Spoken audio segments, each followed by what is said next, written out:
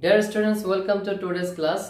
This is first class after winter vacation. I think, dear students, you have enjoyed the vacations, and this is first class in this year. That's why I offer Happy New Year to you all, and hope, dear students, you are safe and sound at home.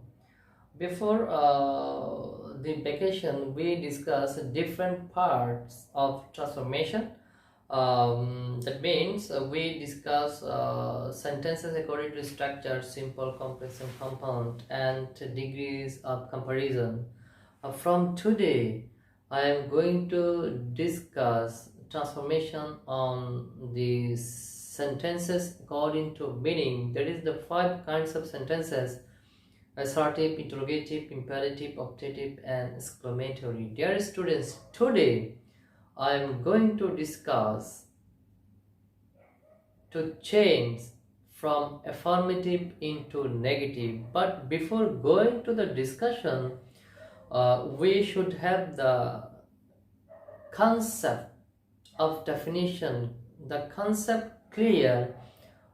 What is affirmative sentence and what is negative sentence and what is transformation?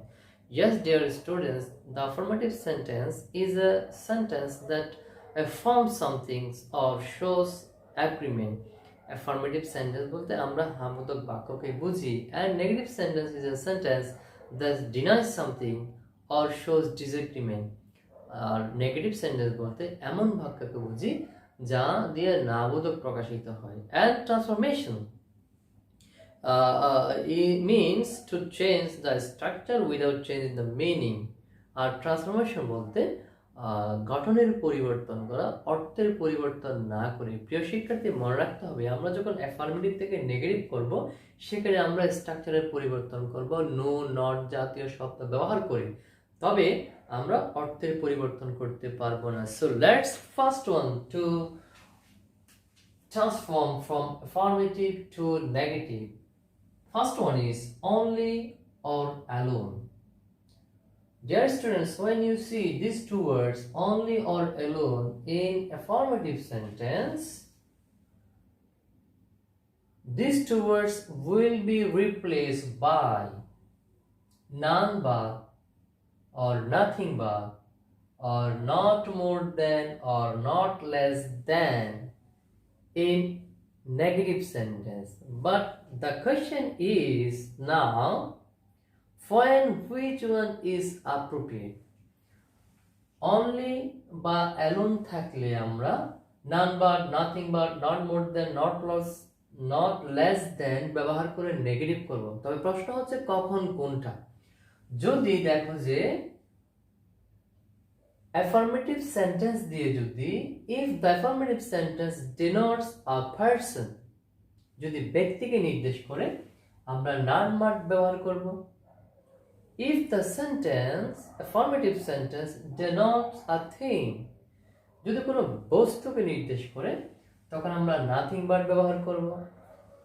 if the sentence denotes an age or a number, যখন কোনো বয়স বা সংখ্যাকে নির্দেশ করবে, তখন আমরা not more than অথবা not less than ব্যবহার করব only বা alone এর পরিবর্তে নেগেটিভ করার সময়। প্রিয় শিক্ষার্থী, দেখো এখানে কিছুটা এক্সাম্পল দেওয়া হয়েছে। Here given some example. Now let's to transform from affirmative to negative. The first one, only the pious are happy. শুধুমাত্র ধার্মিক ব্যক্তিরাই সুখী। এখানে আমরা দেখতে পাচ্ছি only ব্যবহৃত হয়েছে the pious means religious person, ধার্মিক ব্যক্তি। তাহলে onlyটা নির্দেশ করেছে কাকে? ব্যক্তিকে। শুধুমাত্র ধার্মিক ব্যক্তিরাই সুখী।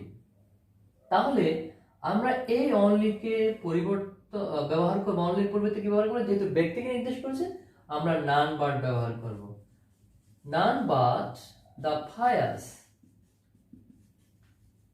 আর হ্যাপি, বাটটা বসে যাবে। তাহলে প্রিয় শিক্ষার্থী, আমরা এখানে ট্রান্সফর্ম করেছি, অ্যাফার্মেটিভ থেকে নেগেটিভ করেছি, অর্থাৎ আমরা এখানে নো, নট, নান, এই শব্দ না বোধক জাতীয় শব্দের ব্যবহার দেখাবো। আমরা এখানে নানের ব্যবহার দেখেছি, মানে নো প্লাস ওয়ান, নান। এবার অর্থটা একটু খেয়াল করো। প্রথমটি অর্থ হচ্ছে শুধুমাত্র ধার্মিক ব্যক্তিরাই সুখী। দ্বিতীয়টির অর্থ হচ্ছে যেহেতু অনলির পরিবর্তে নান বার চলে আসছে, এখানে স্ট্রাকচারের পরিবর্তন হয়েছে, সেটা লক্ষণীয়। অর্থটা কিরকম? অপরিবর্তিত রয়েছে। দেখো, ধার্মিক ব্যক্তিরা ছাড়া কেউ সুখী নয়। তার মানে কি? শুধুমাত্র ধার্মিক ব্যক্তিরাই সুখী। তাহলে অর্থ কি হয়েছে? সেম রয়ে গিয়েছে। পরেরটা দেখো, I alone can do this. আমি একাই এই কাজটি করতে পারি। এখানে আমরা দেখতে পাচ্ছি অ্যালোনের ব্যবহার হয়েছে, এবং শুধুমাত্র আমি, এই আই এটা person, alone denote person, I. এবং লক্ষণীয় বিষয় হচ্ছে অনলিটা ব্যক্তির আগে বসেছে, অ্যালোনটা ব্যক্তির পরে বসেছে। সেটা কোনো বিষয় নয়, যেহেতু দুইটাই ব্যক্তিকে নির্দেশ করেছে, সেজন্য আমরা এখানে অনলি বা অ্যালোনের পরিবর্তে আমরা নান বার ব্যবহার করব। নান বার শুরুতে চলে আসবে। None but I can do this. তাহলে দেখো প্রিয় শিক্ষার্থী, স্ট্রাকচারে কি হয়েছে? পরিবর্তন হয়েছে, অ্যালোনের পরিবর্তে নান বার চলে আসছে, কিন্তু অর্থ কিন্তু ঠিক আছে। এটার অর্থ হচ্ছে শুধুমাত্র আমি এটি করতে পারি। দ্বিতীয়টির অর্থ হচ্ছে আমি ছাড়া কেউ এই কাজ করতে পারে না। এবার পরের বাক্য দেখো, he can play only cricket. এখানে শিক্ষার্থীরা খেয়াল করো, অনলির ব্যবহৃত হয়েছে, এবং যে শব্দের আগে ব্যবহৃত হয়েছে সেই শব্দটা হচ্ছে ক্রিকেট। এটা নিশ্চয়ই বস্তু, আর অনলি দিয়ে যেহেতু এখানে বস্তুকে নির্দেশ করেছে, আমরা কি ব্যবহার করব? নাথিং বার ব্যবহার করব। তাহলে আমরা এটা নেগেটিভ করতে কি হয়? হি ক্যান প্লে, এই জায়গায় আমরা নাথিং বাট ক্রিকেট। প্রিয় শিক্ষার্থী, নাথিং বাট এখানে নো এর ব্যবহার হয়েছে। একটা জিনিস খেয়াল করো, প্রথমটা অর্থ হচ্ছে সে শুধুমাত্র ক্রিকেট খেলা খেলতে পারে। দ্বিতীয়টির অর্থ হচ্ছে সে ক্রিকেট খেলা ছাড়া অন্য কোনো খেলা খেলতে পারে না। মানে কি? সে শুধুমাত্র ক্রিকেট খেলতে পারে। তাহলে প্রিয় শিক্ষার্থী, অর্থ কি আছে? অর্থ অপরিবর্তিত রয়েছে, কিন্তু স্ট্রাকচার কি হয়েছে? পরিবর্তন হয়েছে, সেটাই মানে ট্রান্সফরমেশন। এবার আসো প্রিয় শিক্ষার্থী, last one, Jerry was only 12। এখানে আমরা এই বাক্যে দেখতে পেয়েছি অনলি ব্যবহৃত হয়েছে কার আগে? 12 শব্দটির আগে। এখন প্রিয় শিক্ষার্থী, 12 দিয়ে বয়স বোঝাচ্ছে, এজ, অর্থাৎ জেরির বয়স ছিল 12 বছর। এখন আমরা এটাকে যখন পরিবর্তন করব নেগেটিভে, তখন আমরা এজ আর নাম্বার, সেক্ষেত্রে আমরা নট মোর দেন অথবা নট লেস দেন ব্যবহার করব। তাহলে প্রিয় শিক্ষার্থী, জেরি ওয়াজ, অনলি জায়গায় কি লিখব? নট মোর দেন 12। অর্থটা কি হয় দেখো একটু খেয়াল করো। জেরির বয়স ছিল শুধুমাত্র 12 বছর। জেরির বয়স, দ্বিতীয় অর্থ, জেরির বয়স 12-র চেয়ে বেশি ছিল না। তার মানে কি? 12 বছর। তাহলে প্রিয় শিক্ষার্থী, আমরা জানলাম প্রত্যেকটা বাক্য যখন আমরা আফার্মেটিভ থেকে নেগেটিভ করেছি, স্ট্রাকচারের মধ্যে পরিবর্তন হয়েছে, গঠনের মধ্যে পরিবর্তন হয়েছে, কিন্তু অর্থের মধ্যে কোনো পরিবর্তন হয়নি। প্রিয় শিক্ষার্থীরা, এবার আসো দ্বিতীয় নম্বর নিয়মে।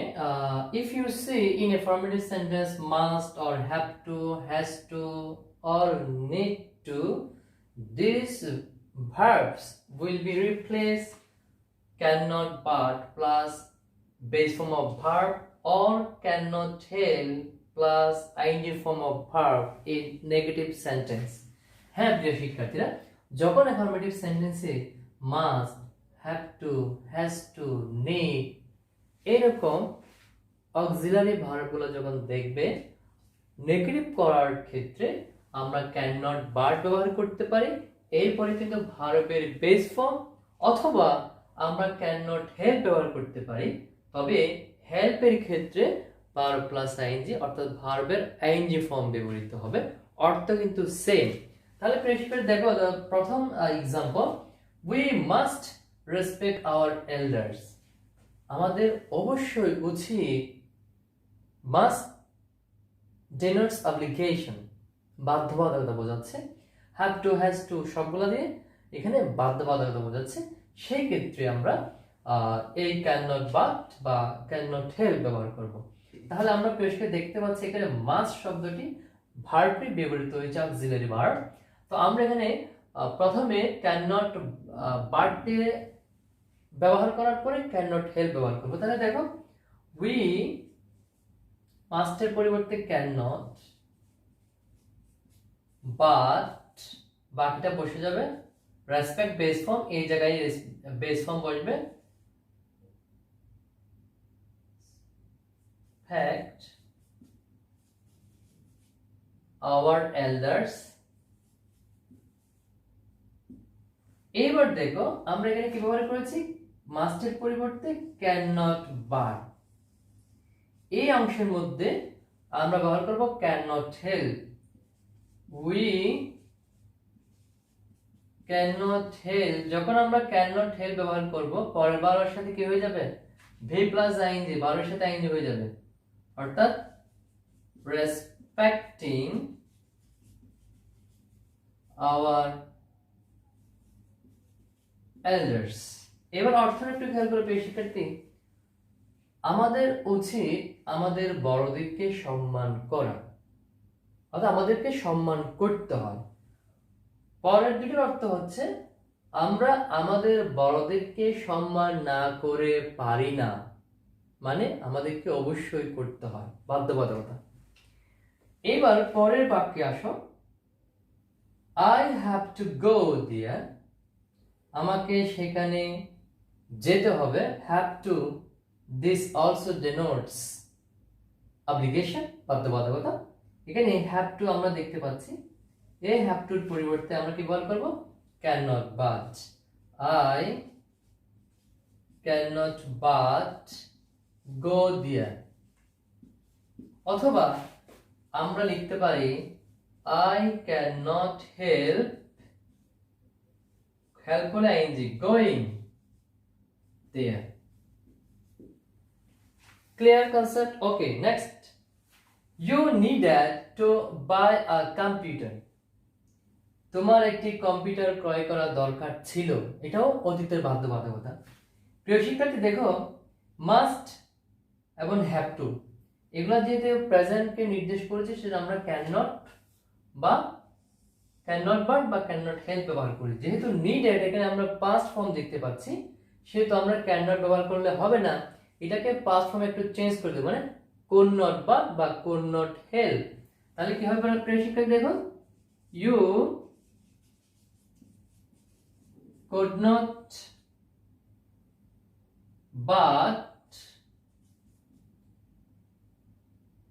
you could not but buy a computer, অথবা you